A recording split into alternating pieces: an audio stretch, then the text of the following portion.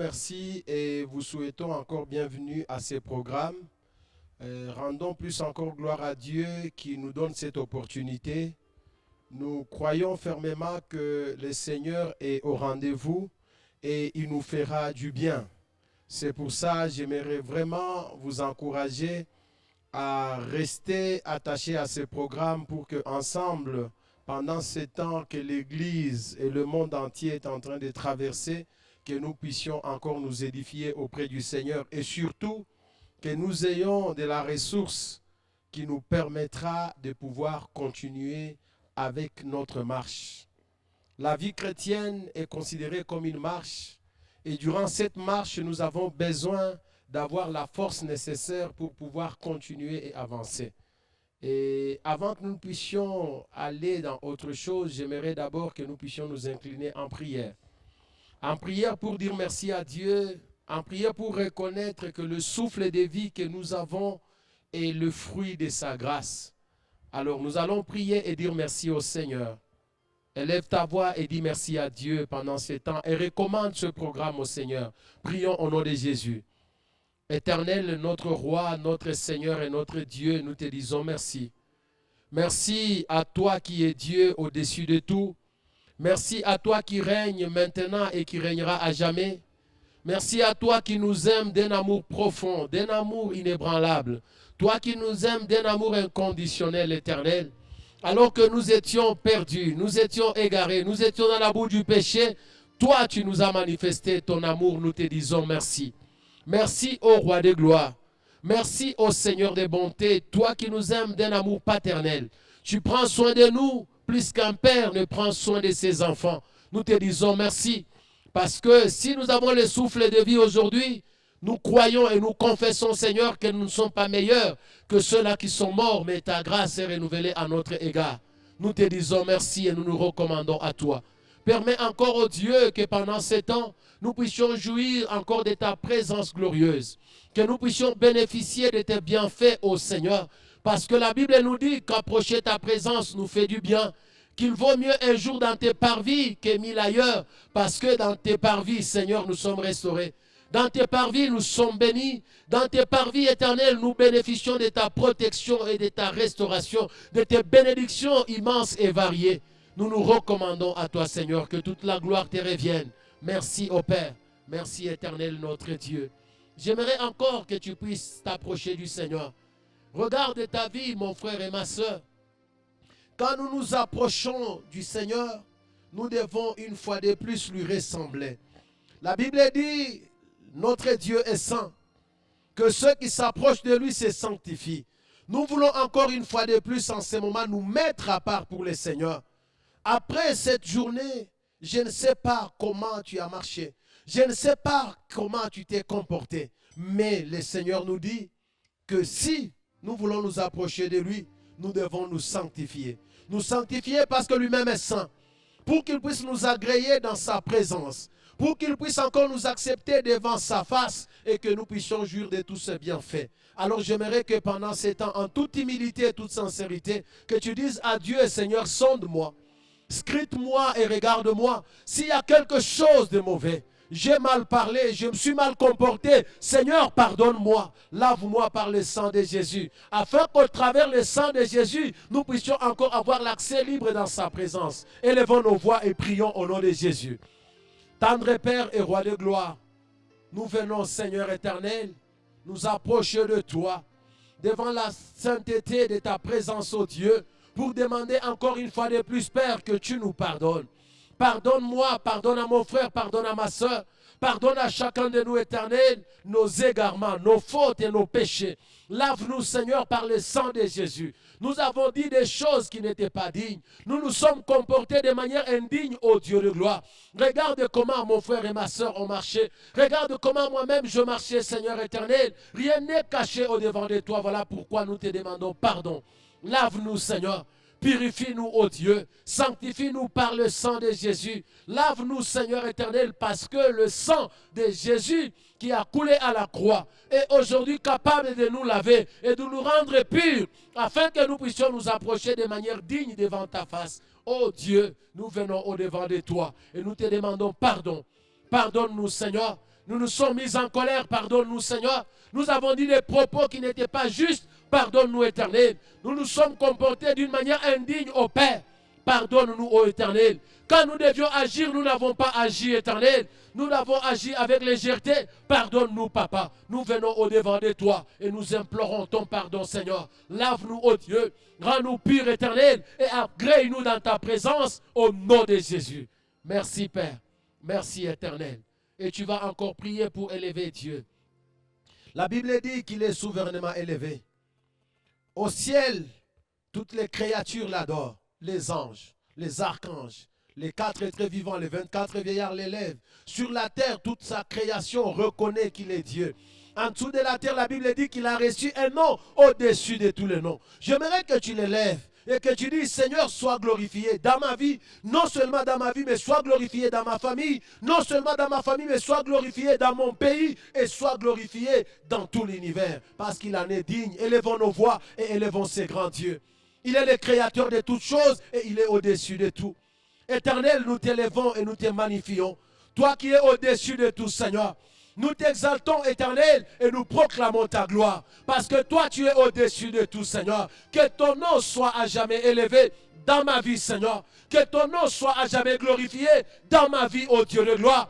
Que ton nom soit à jamais élevé dans ma famille, Seigneur. Sois élevé, Seigneur, dans ce pays, la République démocratique du Congo. Sois élevé, Seigneur, dans ce continent, Seigneur. Que ton nom soit reconnu comme étant au-dessus de tous les noms. Seigneur, à travers le monde, à travers tous les continents, que ton nom soit élevé. Oh Seigneur, gloire et louange à toi.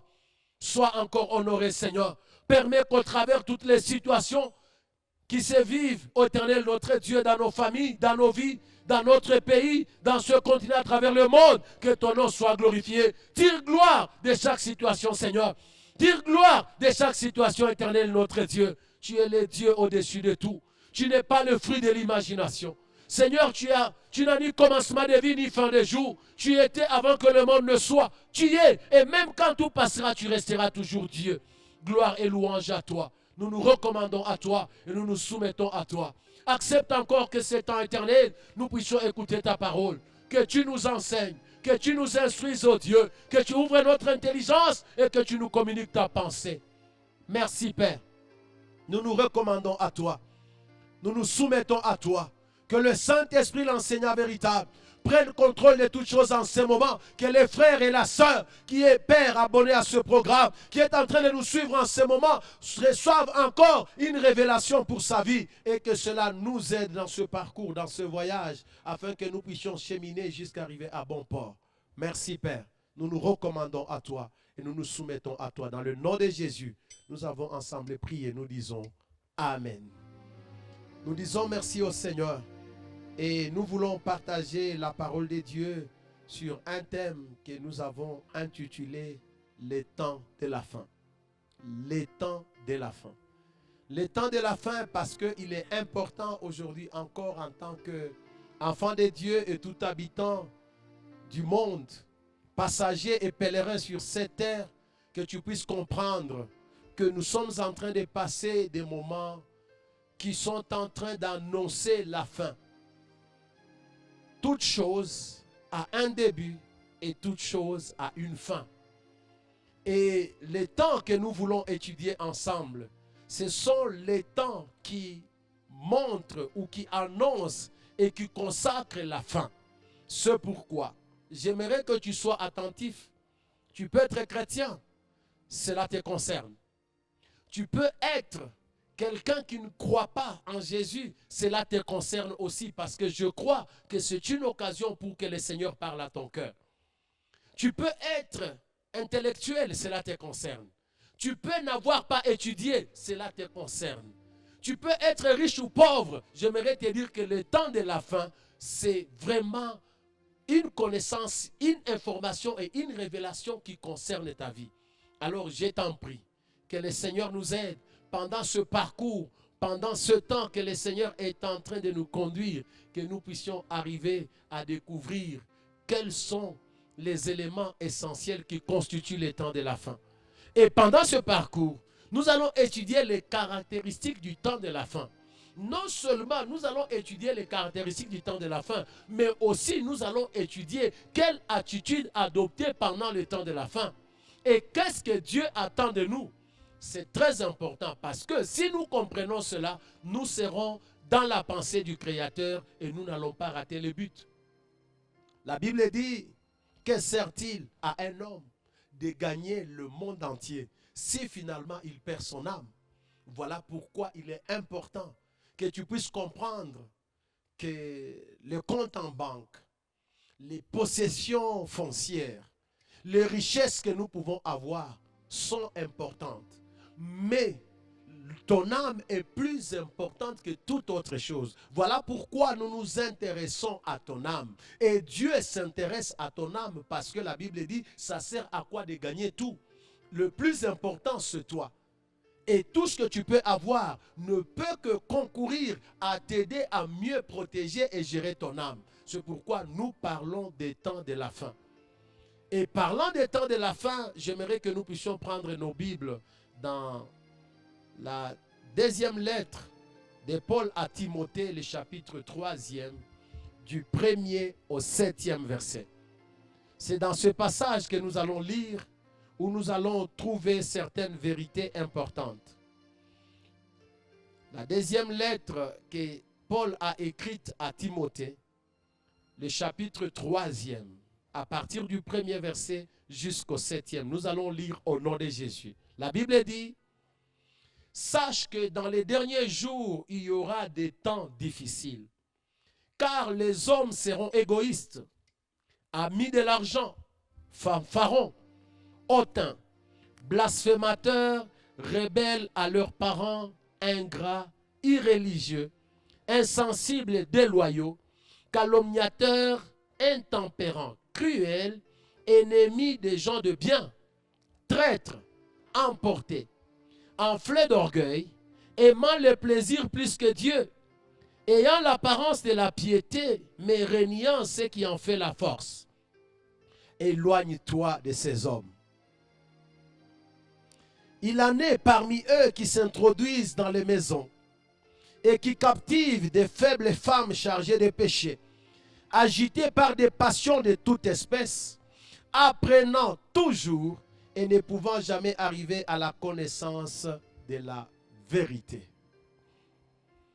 L'apôtre Paul écrit à Timothée dans sa deuxième lettre. Il est en train de décrire des choses, quand vous les écoutez, vous vous dites, ça fait peur. Il dit, sache que dans les derniers jours, il y aura des temps difficiles. Il y aura des temps difficiles, en d'autres termes, les temps ne seront pas favorables pour permettre à chacun de vivre et d'expérimenter sa chrétienté correctement. Et quand il en parle, il est en train de décrire un tableau sombre. Nous allons y arriver parce que nous ne sommes pas encore à la description ou aux caractéristiques du temps de la fin. Nous voulons d'abord parler du temps lui-même. Pourquoi nous parlons de ces choses? Parce que tout simplement, Dieu a inscrit chaque chose dans le temps. Vous verrez, la Bible commence en Genèse en disant, au commencement, Dieu créa. Quand on dit au commencement, on est en train de parler du temps dans Genèse chapitre 1er, le premier verset. Et quand vous allez dans Apocalypse chapitre 22, vous trouverez aussi le Seigneur Jésus parlant à Jean sur l'île de Patmos. Il dit, je reviens bientôt. Commencement bientôt. Décrivent les temps. Et le Seigneur lui-même, la Bible dit, il est maître des temps et des circonstances. Cela fait quoi? Cela signifie que Dieu a voulu inscrire son action, son œuvre dans le temps. Vous verrez qu'en Genèse, on parle du premier jour, du deuxième jour, du troisième jour, jusqu'au sixième jour où Dieu a créé. Ça signifie que Dieu, qui avait le pouvoir de tout faire en un seul jour ou en une portion de temps, a décrit cela ou a subdivisé cela dans le temps. Et ça devient important que nous, en tant que chrétiens, que toi, l'homme sur la terre, que tu puisses comprendre que tu n'as pas toute l'éternité sur la terre. Non. Il y en a même qui disent, non, vous savez, quand l'homme meurt, il va se réincarner, il va vivre autant de fois. Non, la Bible dit ceci. Il est réservé à l'homme de vivre et de mourir, et après cela vient le jugement. Ça signifie que le temps que tu vis sur la terre est fixé. Le temps que tu passes sur la terre, c'est un temps bien établi et tu dois mieux le gérer. Et les temps de la fin, ce sont des périodes qui, au fait, sont en train de donner les aspects de la fin. Parce que même la terre que nous voyons, même les ciels que nous contemplons, même les merveilles qui sont en train de frapper nos regards, toutes ces choses, la Bible dit qu'elles prendront fin. C'est pour cela tu dois savoir que Dieu a fixé un temps pour toutes choses. La vie sur cette terre va s'arrêter. Si elle ne s'arrête pas aujourd'hui par la mort, elle pourra s'arrêter par l'événement que tous nous attendons. Alors Dieu prend le temps de nous aviser. Et en prenant le temps de nous aviser, il voudrait que nous ne soyons pas surpris. Il voudrait que nous ne soyons pas étonnés. Il voudrait que nous puissions comprendre que tout ce que nous sommes en train de vivre sur cette terre, tu es étudiant, c'est une bonne chose. Tu es homme d'affaires, c'est bon. Tu es travailleur d'une entreprise, c'est une bonne chose. Tu es une femme mariée dans ta maison, c'est bien. Tu es papa, tu projettes te marier, tu es fiancé, c'est bien. Mais j'aimerais te dire que il y a le temps de la fin. C'est-à-dire tout ce que nous voyons ici, Dieu y mettra fin. Sera-ce aujourd'hui? Sera-ce demain? Sera-ce dans une semaine? Sera-ce dans une année ou 10 ans? Mais cela arrivera certainement. Alors marche et vis, sachant que tout ce que nous voyons sur cette terre a une fin. Notre propre vie a une fin. Les activités que nous déployons ont une fin. D'ailleurs, la preuve, c'est que regarde aujourd'hui. Il y a des choses auxquelles on ne pensait jamais qu'elles pouvaient s'arrêter.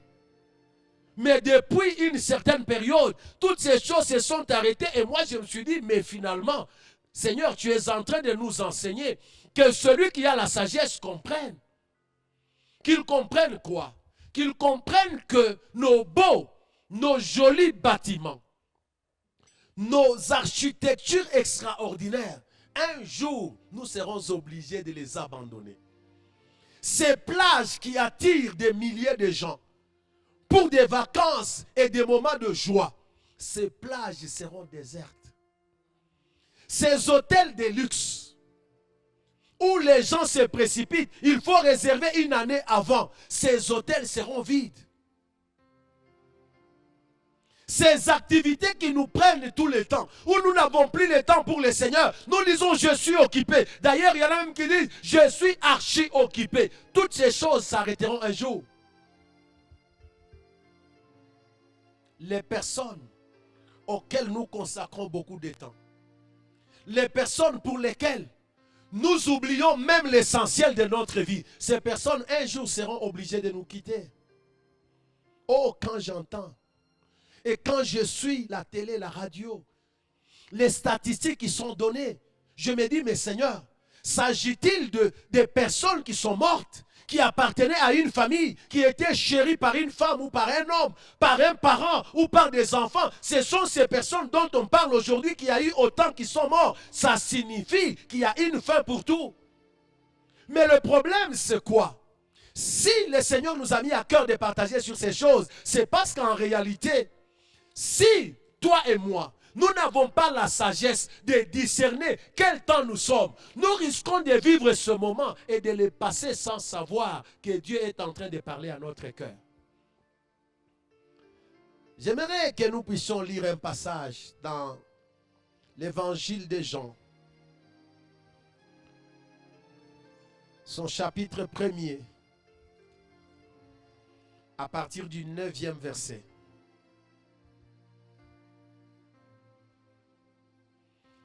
Pour que tu comprennes pourquoi est-ce que nous insistons La Bible dit ceci à partir du 9e verset.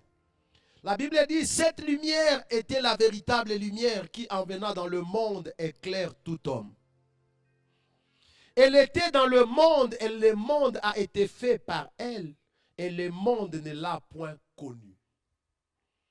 Elle est venue chez les siens et les siens ne l'ont point reçue.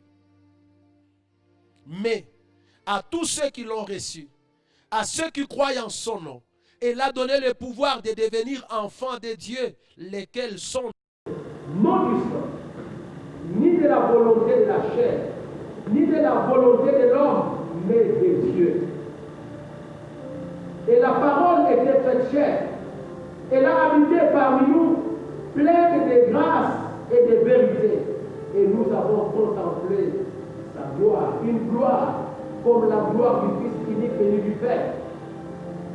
Jean lui a rendu témoignage et s'est écrié.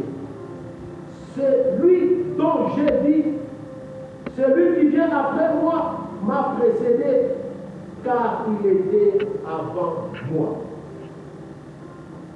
Ici, il y a une vérité extraordinaire et j'aimerais que nous puissions partager ensemble. La Bible dit, cette lumière était la véritable lumière qui, en venant dans le monde, éclaire tout homme. C'est l'exclusivité et la beauté de l'œuvre que Jésus est venu accomplir. La Bible dit que Jésus, en tant que lumière, est venu pour éclairer tout homme.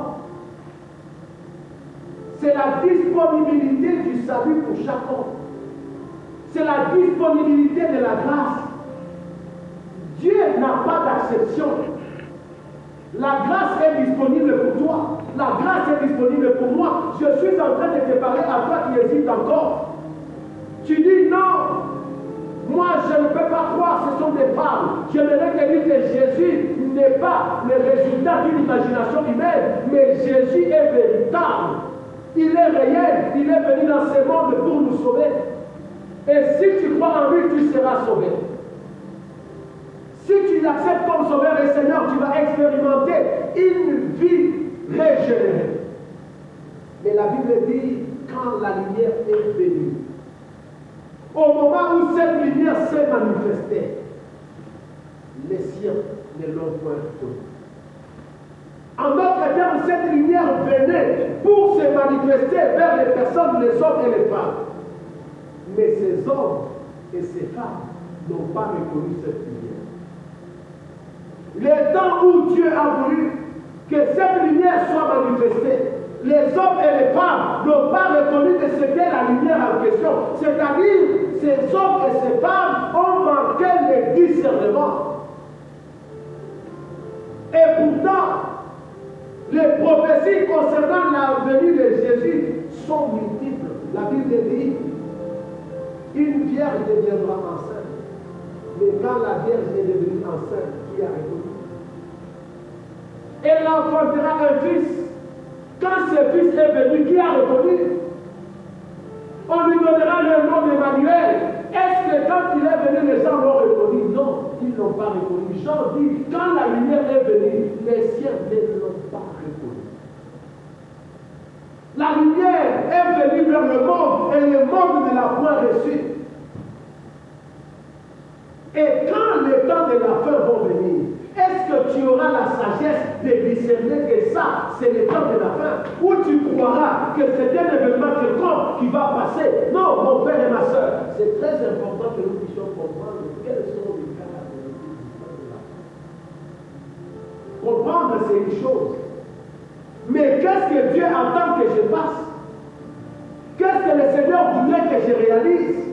Quelle est l'attitude que Dieu attend de moi? Voilà pourquoi nous en parlons. La Bible dit, et Jean dit, celui-là que vous voyez là, c'est celui-là dont je vous ai parlé. Je vous ai dit, derrière moi, il y a quelqu'un qui vient de plus grand que moi. D'ailleurs, il m'a précédé parce qu'il était avant moi. Mais quand Jean a parlé, est-ce que les gens ont accepté?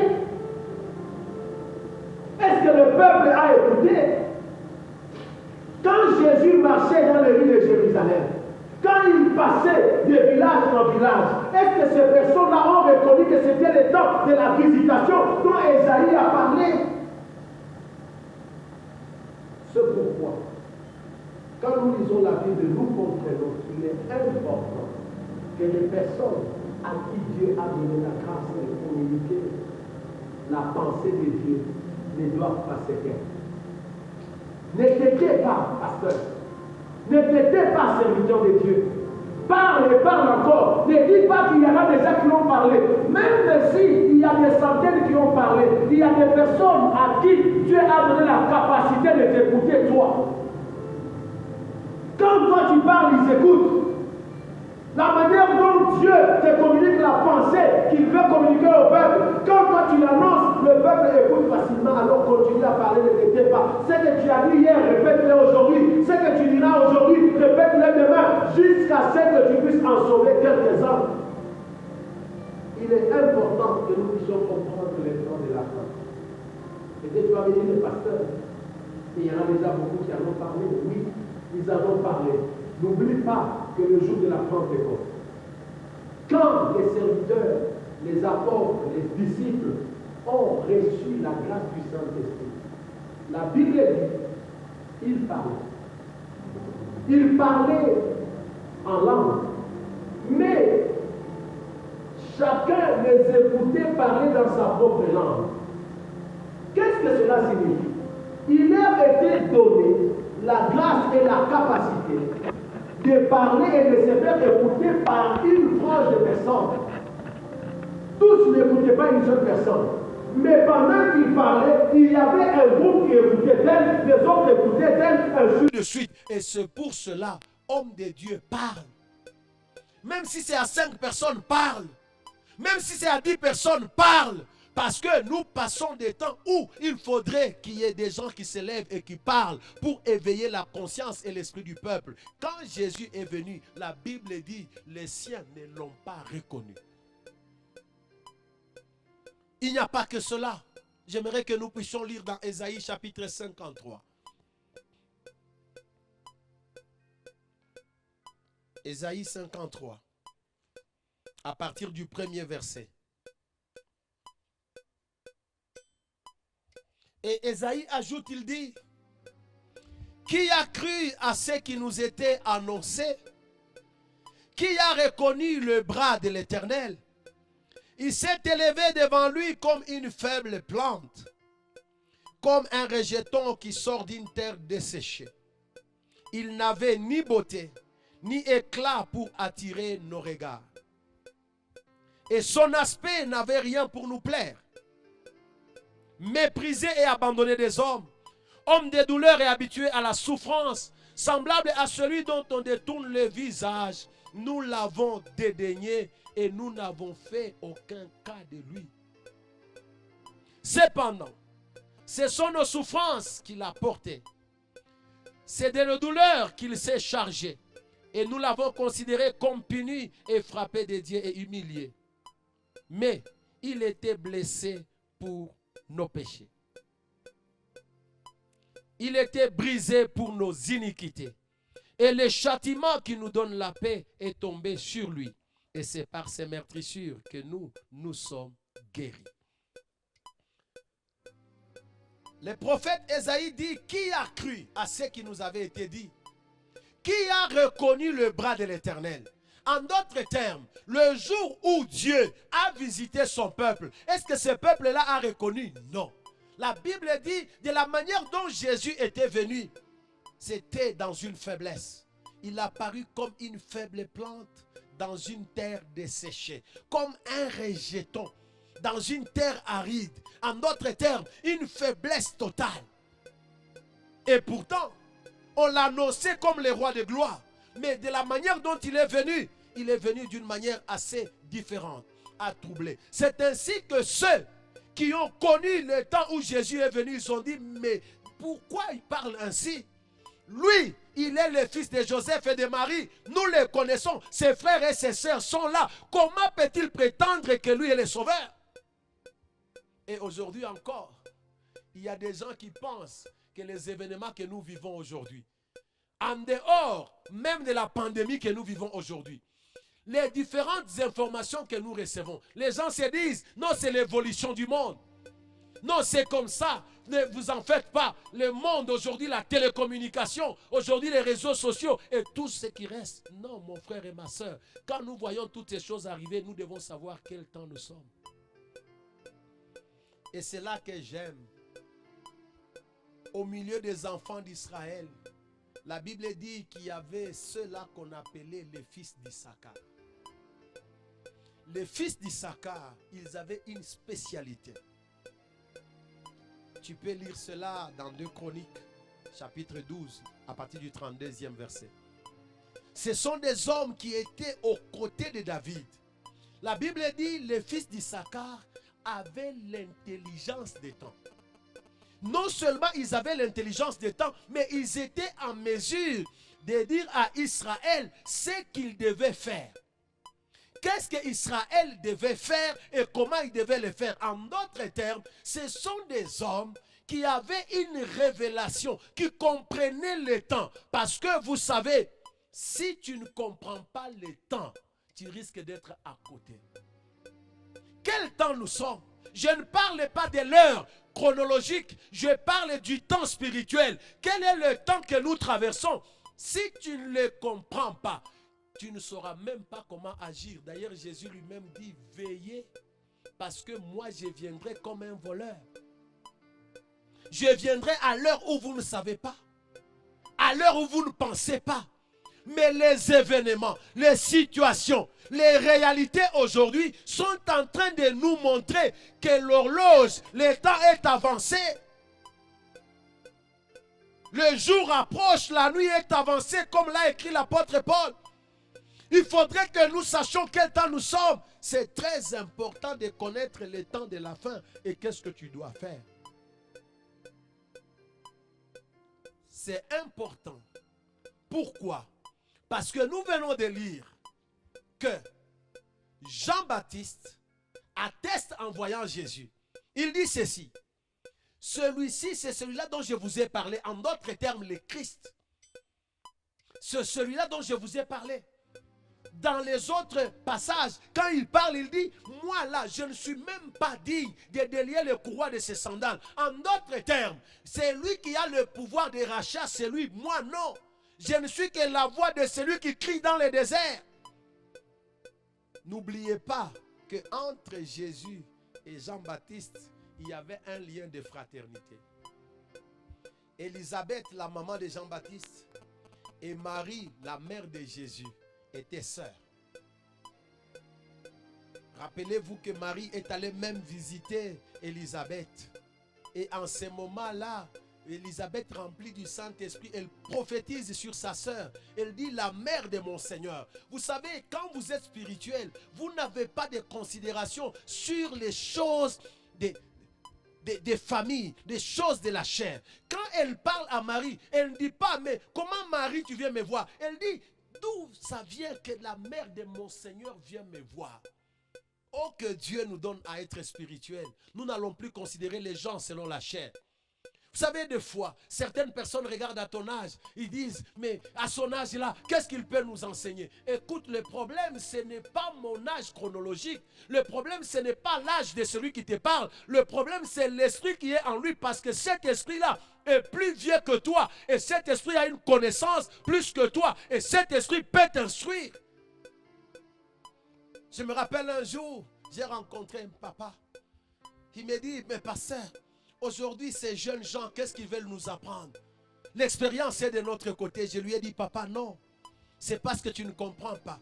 Celui qui parle sous l'inspiration du Saint-Esprit, il n'est pas l'auteur de ce qu'il te dit. C'est le Saint-Esprit qui l'inspire. Parce que la Bible dit que c'est poussé par l'Esprit que les hommes ont parlé de la part de Dieu. Et je me rappelle, un jeune homme, quand Dieu l'appelle, il lui dit, mais viens. Il dit, non, est-ce que moi je peux venir? Je ne suis qu'un petit enfant. Non, Jérémie, tu n'es pas un enfant. Parce que si moi je place mon esprit en toi, tu n'es plus enfant. Tu as le même âge que le Saint-Esprit. Parce qu'en ce moment-là, c'est le Saint-Esprit qui travaille, ce n'est plus toi. Tu n'es qu'un instrument entre les mains de Dieu.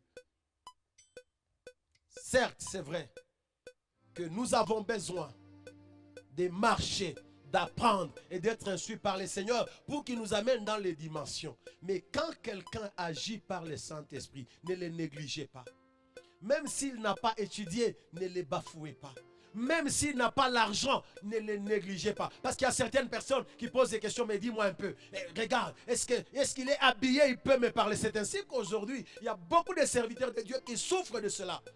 Ils pensent qu'il faut être bien habillé pour bien parler. Non! Quand le Saint-Esprit est là, quel que soit l'état dans lequel je suis d'ailleurs, quand Jésus parle, nous allons le voir, il parle de Jean-Baptiste. Il dit, de tous ceux qui sont nés d'une femme, il n'y en a pas un comme Jean. Mais combien de costumes Jean avait? Combien de voitures avait-il? Rien. La Bible dit, il était habillé d'une peau d'animal. Et ensuite, il se nourrissait du miel et des sauterelles. Il n'a pas mangé de chocolat, il n'a pas mangé de viande hachée, il n'a pas mangé de choucroute, il n'a pas mangé... Toutes ces choses étaient dans le palais, mais lui mangeait du miel et des sauterelles. Mais la Bible dit qu'il était grand. Et quand Jésus dit qu'il est grand, il est grand. C'est pourquoi certaines grandeurs, ce n'est pas la grandeur devant les hommes. Il faut être grand devant Dieu. C'est la grandeur qui est meilleure. Parce que la grandeur devant les hommes, c'est un peu comme ce roi qui avait invité ses convives. Par sa folie, il va prendre les ustensiles du temple et il sert ses convives. Mais alors qu'il était en pleine fête, vous savez, des fois, pendant la fête, les gens perdent la tête. Ils pensent qu'il était roi et qu'il était vraiment un roi puissant. Mais une main sort, on lui dit seulement, pesez, pesez léger, comptez, comptez, on y a mis fin. Alors, vous imaginez, vous pensez que vous pesez, mais en réalité, devant Dieu, vous ne pesez pas. Vous êtes très léger, vous êtes poids plume. En d'autres termes, très léger, tu n'es même pas un poids lourd. Donc, notre poids n'est pas par rapport à ce que les gens pensent que nous sommes, mais notre poids, c'est par rapport à ce que Dieu dit. N'oublie pas les temps de la fin. Qu'est-ce que tu reconnais aujourd'hui? Qu'est-ce que tu discernes aujourd'hui quand tu vois toutes ces choses passer? Alors, Jean arrive à un certain moment, c'est dans Matthieu chapitre 11. Ça, j'aimerais que nous puissions lire. Parce que chaque fois que je lis ces passages, je me pose plusieurs questions. À partir du premier verset, la Bible dit ceci, Matthieu chapitre 11. Lorsque Jésus y achevait de donner ses instructions aux 12 disciples, il partit de là pour enseigner et prêcher dans les villes du pays. Jean ayant entendu parler dans sa prison des œuvres du Christ, lui fit dire par ses disciples, « Es-tu celui qui doit venir ou devons-nous en attendre un autre ?» Jésus leur répondit, « Allez rapporter à Jean ce que vous entendez et ce que vous voyez. Les aveugles voient, le boiteux marche, les lépreux sont purifiés, les sourds entendent, les morts ressuscitent et la bonne nouvelle est annoncée aux pauvres. » Et Jésus continue au verset 6, « Heureux, c'est lui pour qui je ne serai pas une occasion de chute. » Et comme il s'en allait, Jésus s'est mis à dire à la foule au sujet des gens, « Qu'êtes-vous allé voir au désert? Un roseau agité par le vent? Mais qu'êtes-vous allé voir? Un homme vêtu d'habits précieux? Voici ceux qui portent des habits précieux sont dans les maisons de rois. Qu'êtes-vous donc allé voir? Un prophète? Oui, je vous dis, plus qu'un prophète. Car c'est celui dont il est écrit, voici, j'envoie mon messager devant ta face, pour préparer ton chemin devant toi. Je vous l'ai dit en vérité, parmi ceux qui sont nés de femmes, il n'en a point paru plus grand que Jean-Baptiste. Cependant, le plus petit dans le royaume des cieux est plus grand que lui. Ça, c'est Jésus qui témoigne. Je me dis, Jean dans la prison, vous savez, des fois, la souffrance, les difficultés, les complications, les problèmes, les angoisses, les amertumes et les déceptions peuvent nous amener à douter de ce que nous avons déjà parlé avant. Ma soeur et mon frère, quand tu vois certaines situations dans ta vie, tu peux même douter que si Dieu avait parlé ou pas. Et Jean pose la question, il envoie ses disciples pour dire, allez poser la question à Jésus.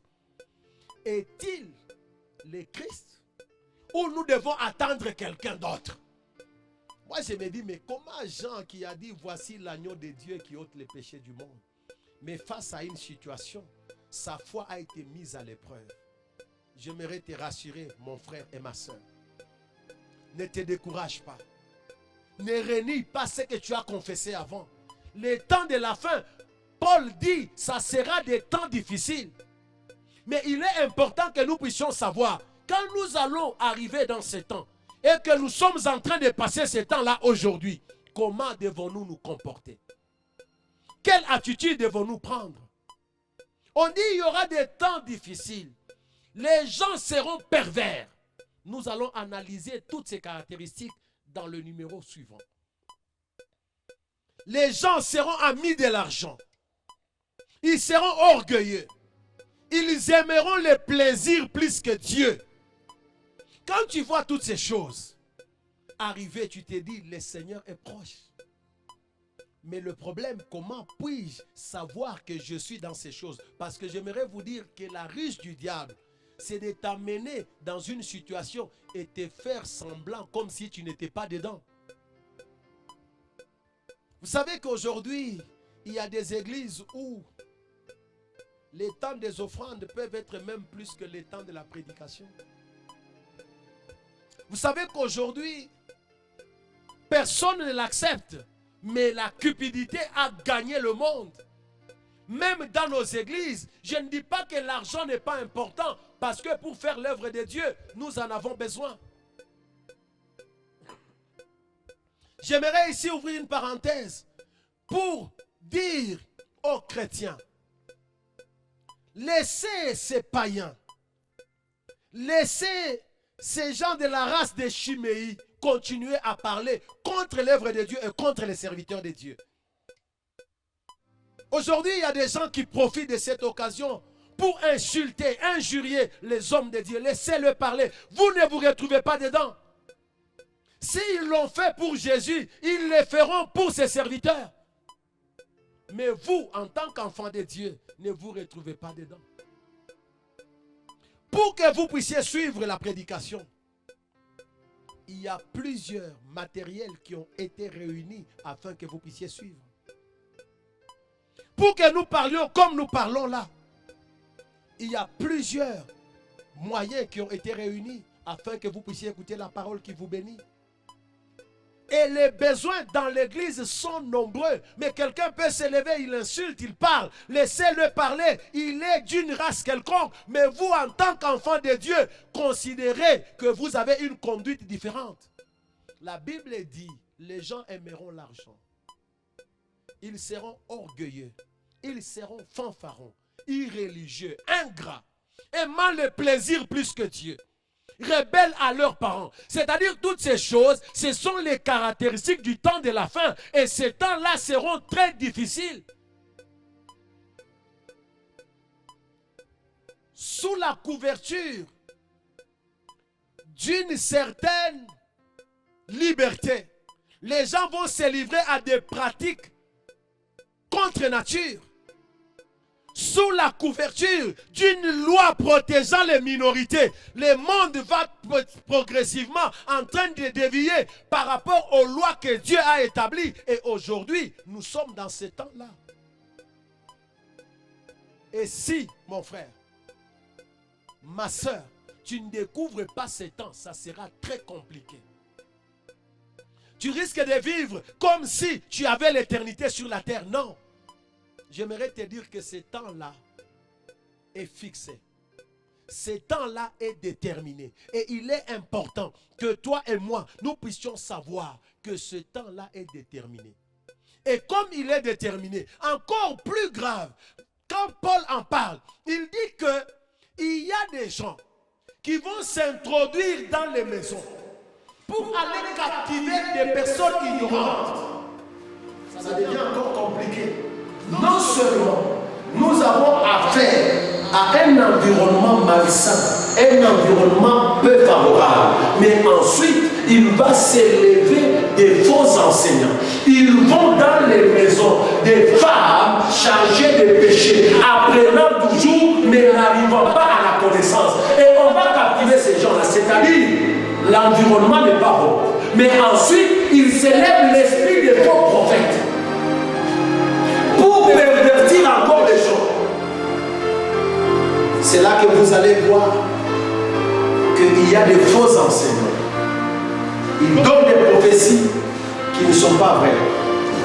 Ils communiquent des enseignements basés sur autre chose que sur Christ.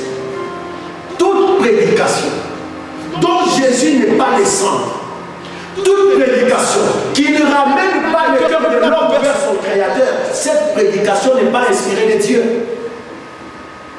Si aujourd'hui tu t'élèves et que tu enseignes, si aujourd'hui tu t'élèves et que tu prêches, si ce que tu enseignes ne ramène pas les gens, les cœurs des hommes et des femmes qui te suivent vers leur Créateur, tu as raté le but.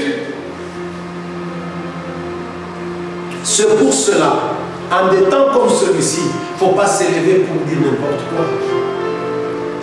En des temps comme celui-ci, il faut s'élever et avoir un message pour que les cœurs des gens se rapprochent de leur Créateur. Jésus est mort à la croix pour que nous soyons sauvés, ma soeur. Les temps que nous passons sont des temps de la fin. Tu vas le comprendre. Et si tu restes attaché à ce programme, tu comprendras qu'en réalité, peut-être que toi-même aujourd'hui, pendant que nous parlons, tu es déjà un pied dedans. Oh, Jésus dit, puisses-tu être froid ou chaud? Si tu es tiède, je vais te vomir. Tu vas à l'église, c'est bien. Tu chantes dans une chorale, c'est bon.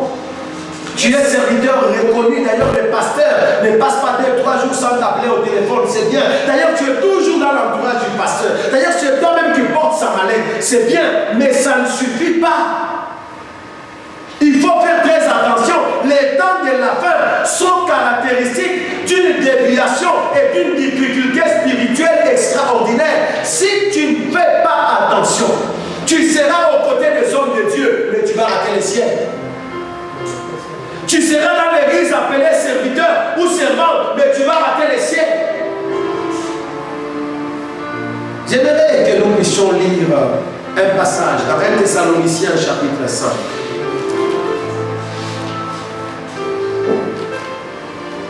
Et nous sommes en train d'aller vers la fin de notre enseignement, de notre partage. 1 Thessaloniciens chapitre 5, à partir du premier verset. La Bible dit ceci. Pour ce qui est des temps et des moments, vous n'avez pas besoin, frères, qu'on vous en écrive.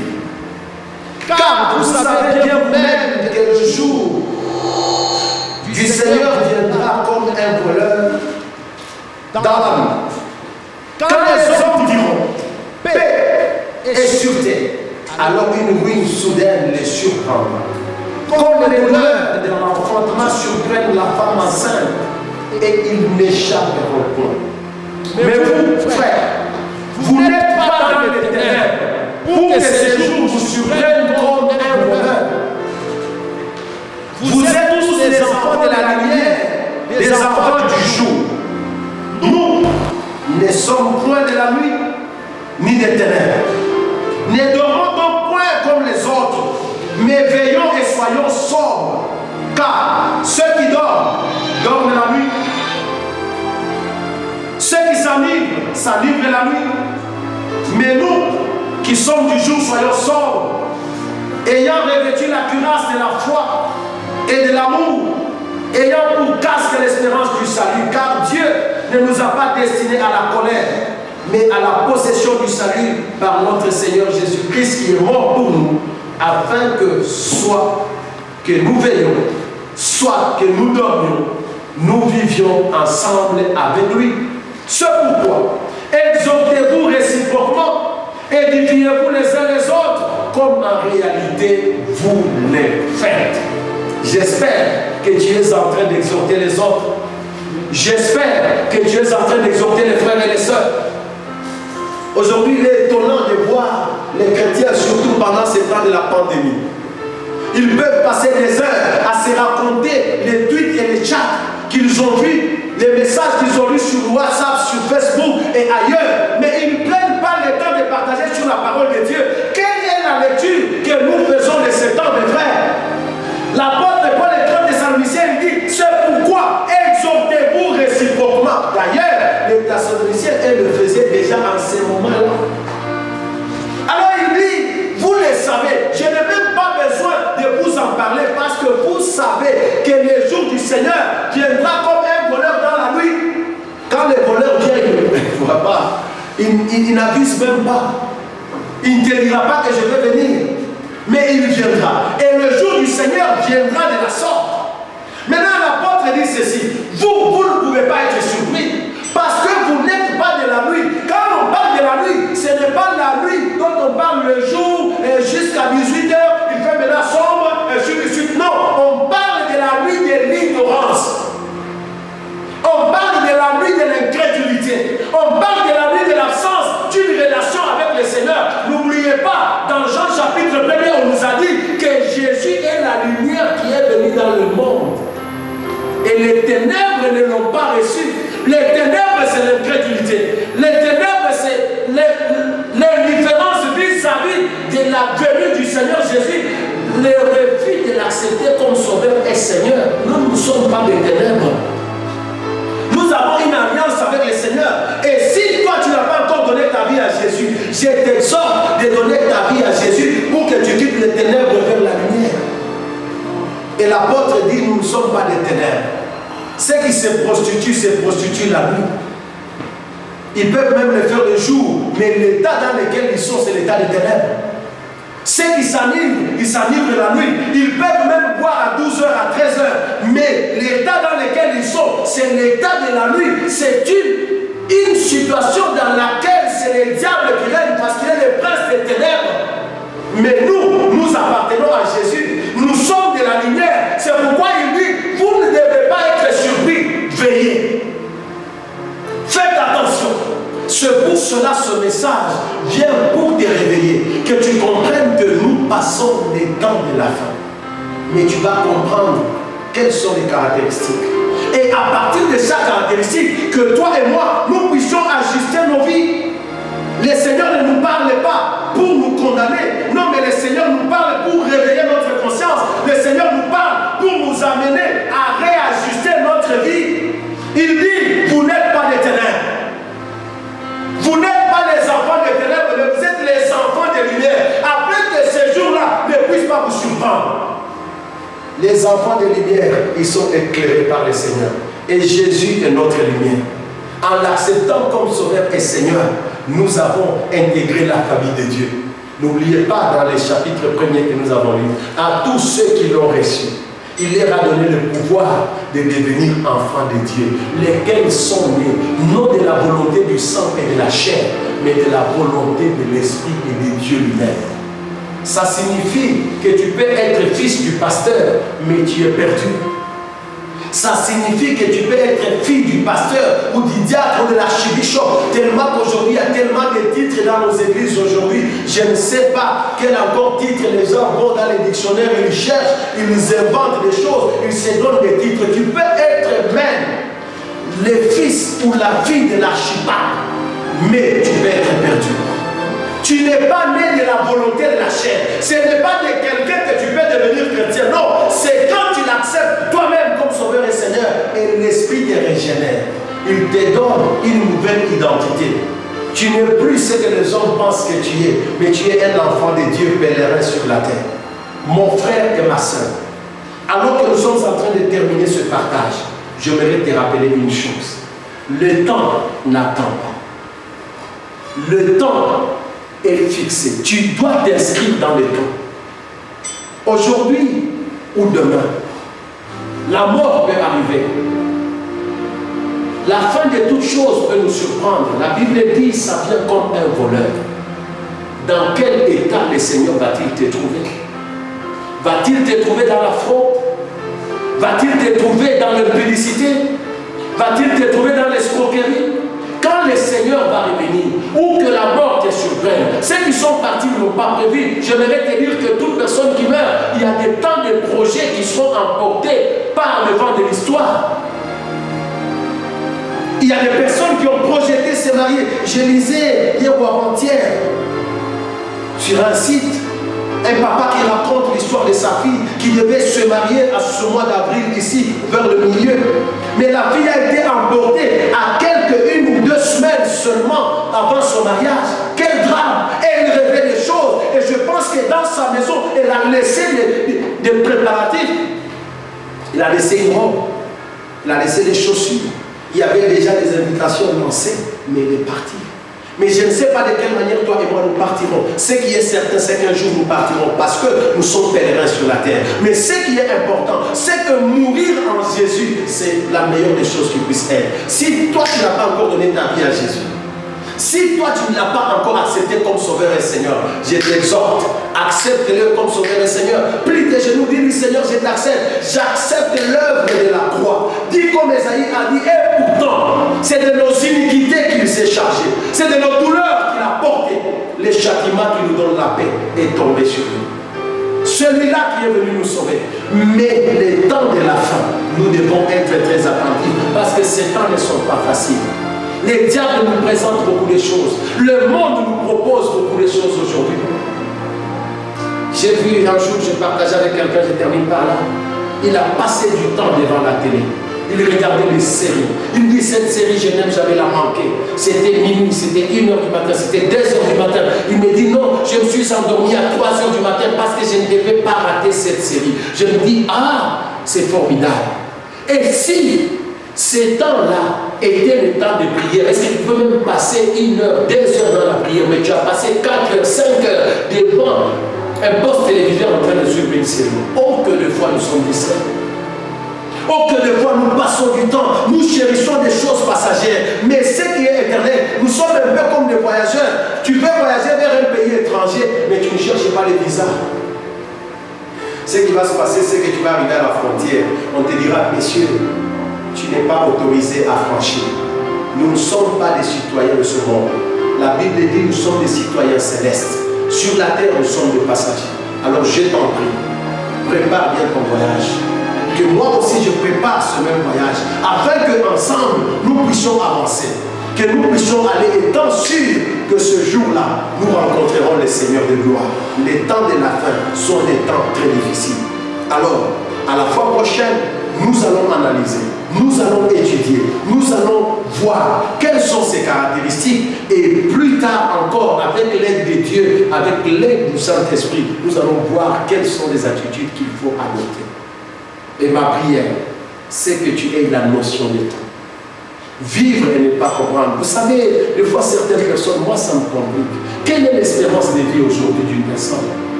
Combien de temps tu as déjà fait sur la terre? Combien de temps te reste-t-il à vivre sur la terre? Le plus robuste, d'ailleurs aujourd'hui c'est devenu une histoire extraordinaire. Quand quelqu'un a fait 100 ans, on dit vraiment une longévité extraordinaire. On le fait sortir même dans le journal, on publie partout.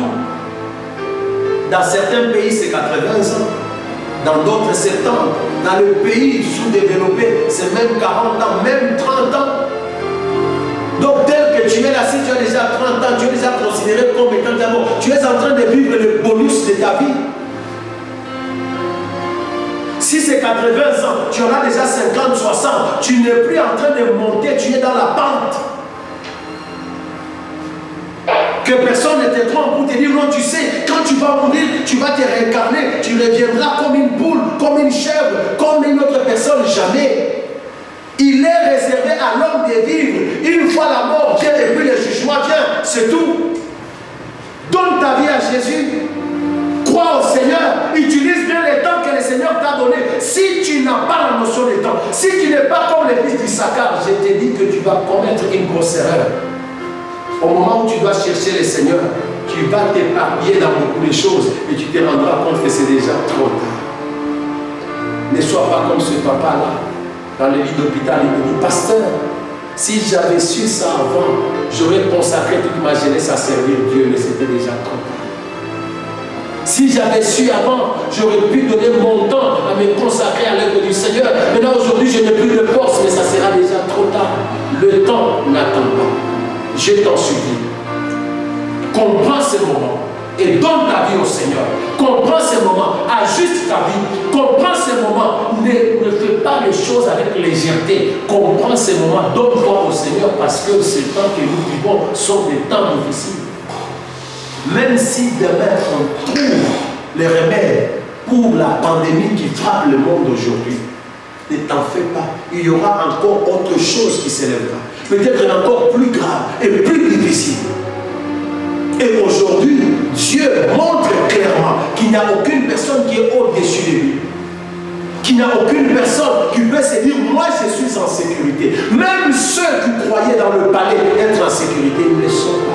Parce que la vraie sécurité est au centre de la volonté de Dieu. Quand le Seigneur te protège, alors tu es sécurisé. Mais si lui lève la main, même si une toute grande armée est autour de toi, cette même armée-là va constituer ton insécurité. Donne ta vie à Dieu et comprends ces temps et sache qu'il est urgent qu'aujourd'hui tu ajustes ta vie parce que le Seigneur a besoin de toi. Nous allons nous incliner en prière. J'aimerais que tu parles à Dieu, que tu lui dises, Seigneur, je suis là. J'ai besoin de toi. Toi qui as écouté cette parole et qui n'avais pas encore accepté Jésus comme sauveur et Seigneur, fais-le. Même dans les lits d'hôpital, fais-le. Même si tu es en prison, fais-le. Même si tu es dans la voiture, fais-le. Même si tu es seul dans ta maison, quelque part dans un pays étranger, fais-le. Même si tu es en famille avec ta femme, ton mari et tes enfants, fais-le, mon frère et ma soeur. Donne ta vie à Jésus. Jésus a besoin de toi. Élève ta voix et prie. Dis, Seigneur, j'ai besoin de toi. Appelle-le avec sincérité, il t'écoutera. Tu n'as pas besoin d'être devant le pasteur, tu n'as pas besoin d'être devant le prophète pour que Jésus t'écoute. Même de là où tu es seul dans ta chambre, appelle Jésus, il va t'écouter. Dis-lui, Seigneur, je t'accepte comme mon sauveur et mon Seigneur. Nous allons prier au nom de Jésus. Éternel, je viens recommander ces frères et ces sœurs qui ont écouté cette parole au Dieu et qui ont pris la décision maintenant de t'accepter dans leur vie. Autorité, Seigneur éternel, tu as toi-même recommandé que nous puissions prier pour tous ceux qui sont élevés en dignité, afin, Seigneur, qu'ils puissent diriger avec conscience et avec sagesse pour que nous puissions vivre dans la paix.